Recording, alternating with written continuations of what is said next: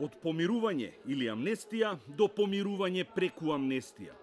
Како и зошто дојдовме до помилувања за настанот кој многумина го квалификуваа како најскандалозен во поновата историја и кој го доби прекарот крвавиот четврток.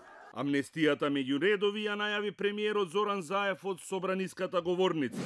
Ајде, десната страна овде во парламентот, колеги, да подадеме рака на левата страна. Ајде, колеги, ви од левата страна, да подадеме рака на десната страна, пратеници. Одличен момент е да се простиме и да се помириме. Испраќам порака на помирување и простување за 27 април и настаните што се случи. Иако долго време тој, владата и неговата матична партија тврдеа дека станува збор за помирување, простување и подавање рака, јавноста и експертите останаа резервирани. Како што течеше времето, така и политичарите го менуваа својот став, особено оние кои беа на другиот крај од столчињата и стативите кои летаа во Собранискиот прес-центар. Минатиот вторник со 95 гласа за, ниту еден против или воздржан, Собранието го усвои законот за амнестија. За законот гласаа и пратеници кои се на обвинителната клупа за настаните од 27 април. Владата остана на ставот дека не станува збор за мешање во правосудниот систем, туку помирување. Важно е дека мешање во судството нема, ниту ќе има по било која основа. Целта на овој закон е да се донесе помирување помеѓу највисокиот орган во државата или во Собранието на Република Македонија. Обвинителката Русковска изјави дека не е задоволна од законот за амнестија, но и дека ќе го почитува.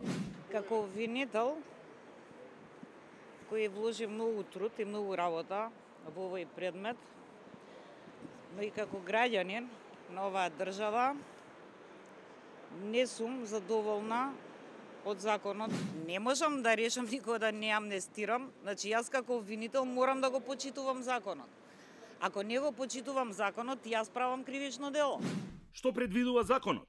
Амнестијата нема да ги опфати организаторите, вооружените лица, маскираните лица, лицата кои извршиле насилство и службените лица кои не постапиле согласно должностите.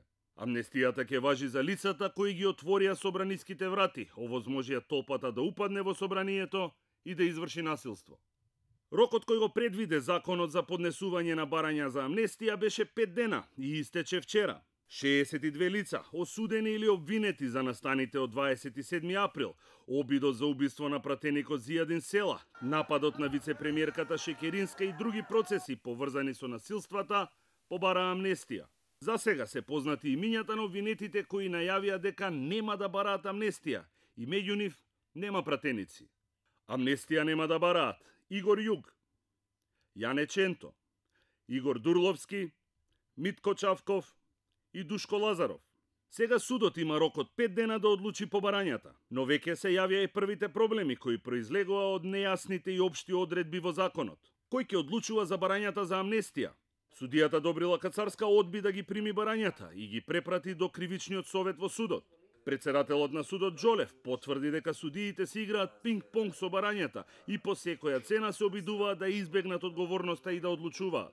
Тој најави дека ќе пресече и ќе назначи кој ќе одлучува по барањата, но тоа се уште не го стори.